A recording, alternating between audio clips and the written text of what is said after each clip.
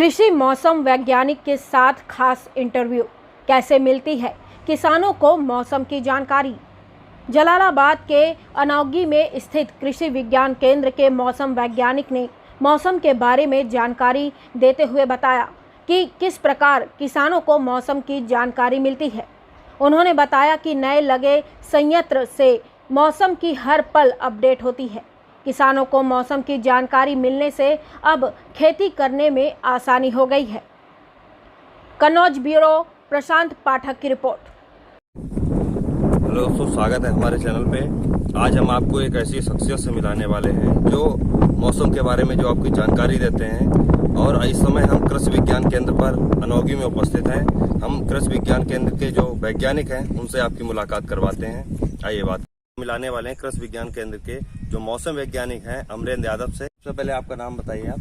मेरा नाम अमरेंद्र यादव है। हाँ, तो आप यहाँ पे कितने साल से हैं? मैं यहाँ पे 2 साल से हूँ। जुलाई 2019 में मैंने ज्वाइन किया था यहाँ पे। अच्छा। ये जो जगह बोली जाती है कौन सी जगह है? ये कृषि विज्ञान केंद्र कन्नौज है, जिसमें हम ग्रामीण कृषि मौसम सेवा योजना अंतर्गत डिस्ट्रिक्ट एग्रोमेट यूनिट यहाँ पे स्टेब्लिश हुई है, जिसके अंतर्गत हम यहाँ पे कार्य कर रहे हैं। तो आप सबसे पहले ये बताइए कि आपने जो पढ़ाई कंप्लीट किए थे वो कहाँ से कंप्लीट किए थे? मैंने ये जो पढ़ाई कंप्लीट मैंने किया था मास्टर डिग्री यहाँ से नरेंद्र देव एग्रीकल्चर यूनिवर्सिटी है, जो कि अयोध्या में इस समय है।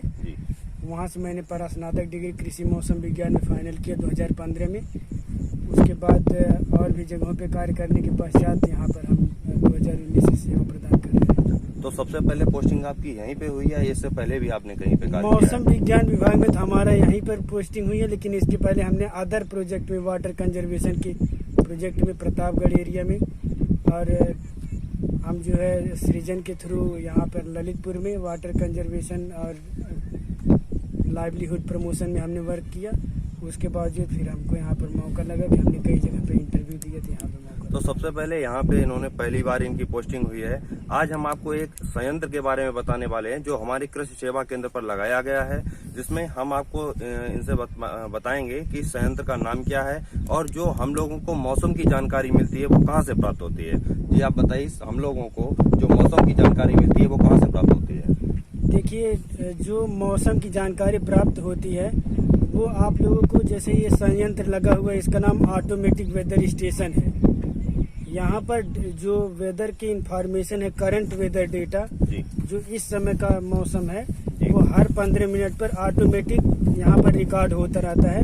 और ये जो है सिस्टम ऑटोमेटिकली वो सैटेलाइट के माध्यम से IMD के पुणे सेंटर में, डाटा सेंटर में भेजता है। वहाँ से प्रोसेस होने के बावजूद और हमको जो है फिर से मेल के रूप में प्राप्त होता है। जी, तो हम लोगों को पहले क्या होता है, अब ये हम लोग नेट पे चेक करते हैं, तुरंत हमें सूचना मिल जाती है।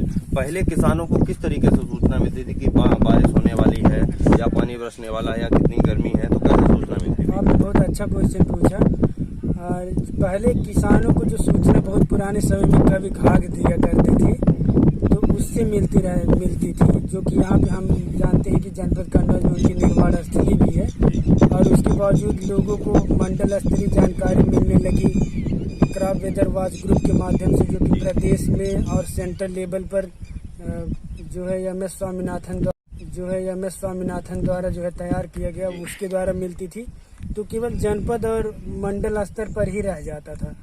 उसके बाद ग्रामीण कृषि मौसम सेवा योजना अंतर्गत जो है सन 2005 के बाद ये पूरी तरह से इस्टेब्लिश होना शुरू हुआ। 130 एग्रोमेट फील्ड यूनिट पूरे देश में कार्य कर रहे थे, जो कि जनपद स्तर कृषि मौसम सेवा प्रदान कर रहे थे। अब के समय में जो आज का समय है वो हम डिस्ट्रिक्ट लेवल पर अवेलेबल हैं। तो हम हर एक ब्लॉक का वेदर एडवाइजरी जारी करते हैं, जो कि ब्लॉक लेवल वेदर एडवाइजरी आप लोगों को मिलती है, वेदर बेस्ड एग्रो एडवाइजरी मिलती है। तो पहले की सूचना में और पहले किसानों को आपने बताया घाघ की तरीके से इसे मिल जाती थी, अब किसानों को कितनी आसानी से मिल रही है? अब किसानों को आज के समय में डिजिटल युग है, हर एक घर में मोबाइल स्मार्टफोन है। गूगल के माध्यम से भी लोग प्राप्त कर लेते हैं, जो कि गूगल में आर्टिफिशियल इंटेलिजेंस है, जो सारे डेटा प्रोसेस होते हैं किसी भी तरह का, यही ऑटोमेटिक वेदर स्टेशन है। जी। इसी का डेटा प्रोसेस होता है गूगल में आर्टिफिशियल इंटेलिजेंस के माध्यम से, वो ऑटोमेटिक उसमें आ जाता है कि फला लोकेशन पर ये वेदर कंडीशन है। जी। देखिए हमारे यहाँ पे ये क्या है, शहरी क्षेत्र नहीं है, ये गांव का क्षेत्र है। तो यहाँ पे ज्यादातर जो किसान है वो अनपढ़ किसान है। आप उन किसानों को सूचना कैसे प्राप्त कराएंगे? वो तो अनपढ़ किसान है, उन्हें कैसे पता चलेगा?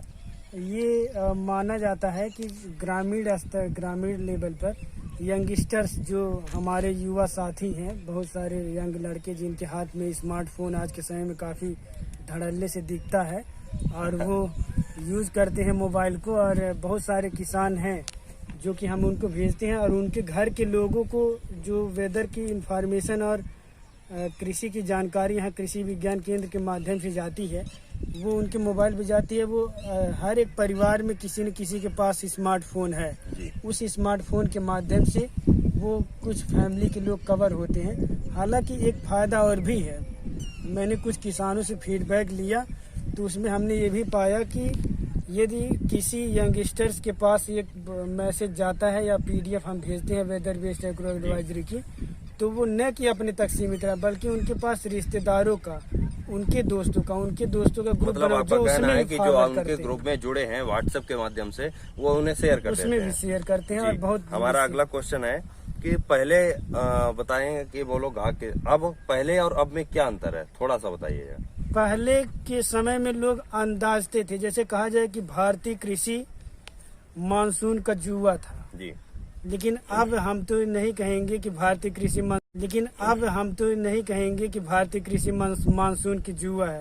क्योंकि आज के समय में इंटरनेट से भी कनेक्टेड है। हमारे मेघदूत एप्लीकेशन के भी माध्यम से लोग स्मार्टफोन में डाउनलोड करके लोग एग्रो एडवाइजरी को ऑटोमेटिक सिंक्रोनाइज कर लेते हैं, जिससे उनकी क्रॉप स्पेसिफिक इंफॉर्मेशन मिलती रहती है वेदर बेस्ड। जी।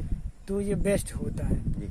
जैसे अभी आपने नाम लिया है आईएमडी का, तो आईएमडी के बारे में थोड़ा सा बताएंगे आप? आईएमडी 1875 में इस्टेब्लिश हुआ था, जो कि भारत मौसम विज्ञान विभाग इसको हिंदी में कहते हैं जी। इसका एक सेंटर पहले पुणे में स्थापित हुआ, फिर उसके बाद दिल्ली में। लेकिन आज के समय में पुणे का जो सेंटर है वो डेटा प्रोसेसिंग में, और दिल्ली का जो सेंटर है वो भी सैटेलाइट बेस्ड डेटा प्रोसेसिंग में और न्यूमेरिकल वेदर प्रिडिक्शन में काफ़ी सहयोग करते हैं पूरे देश को जी।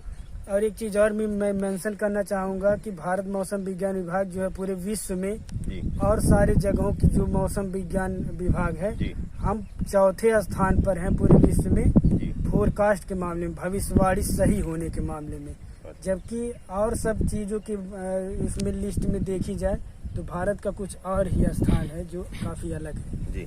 हाँ, तो इसमें जो आपने भेजते हैं, सूचनाएं देते हैं, इससे किसानों को क्या फायदा हुआ है? इससे किसानों को ये फायदा हुआ है, हमने अभी जल्द में ही हर वीक से एवरी वीक में हम फोरकास्ट का उनसे फीडबैक लेते हैं, जो हम फोरकास्ट दिए उससे क्या लाभ हुआ। तो बहुत सारे किसानों ने बताया कि हमारी 3 सिंचाई बच गई। यदि एक सिंचाई का प्राइस जो है जनपद कन्नौज में कुछ किसानों ने बताया, ग्रुप माध्यम से हमने जानकारी लिया, उन्होंने बताया कि 800 रुपये लगते हैं एक सिंचाई में 1 एकड़ खेत में जी। यदि 3 सिंचाई जिसने बचाया तो 2400 रुपये ऐसे बच गया, जो कि हम ये जानते हैं कि जो किसान सम्मान निधि 2000 रुपये पर क्वार्टरली दिया जाता है, उससे अच्छा है वो पैसा जो है यहीं से ही लोग बचा सकते हैं जी। फर्टिलाइजर एप्लीकेशन में भी सीड को कौन सी बीज बोए, कितने लॉन्ग ड्यूरेशन की बोए, शॉर्ट ड्यूरेशन की बोए, ये सारी चीज़ हम इसके माध्यम से डिसाइड करते हैं कि यदि ज़्यादा बारिश होने वाली है तो हम बोलते हैं कि लॉन्ग ड्यूरेशन की फसल को बोते हैं किसान, तो उससे उनको सही सटीक जानकारी मिलती है। देखिए अभी ये संयंत्र लगा है, ठीक है। संयंत्र में पहले क्या आप अपना मैन्युअली डाटा कलेक्ट करते थे, अब डायरेक्टली डाटा जाता है, तो इससे क्या फायदा क्या हुआ आपको और किसानों को क्या फायदा हुआ है? इससे हमें ये फायदा होता है कि एक चीज है कि मैं